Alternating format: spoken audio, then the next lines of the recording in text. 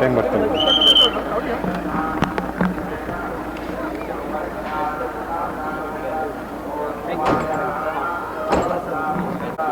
Sir ఇటు వచ్చండి, white paint మీద వచ్చింది.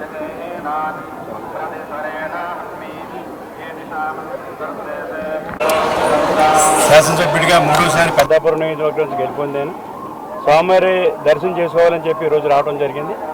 మరి స్వామివారి గురించి మనందరికీ తెలుసు. ఆయన మహానుభావుడు, చంద్రబాబు నాయుడుకి ఇష్టుడు.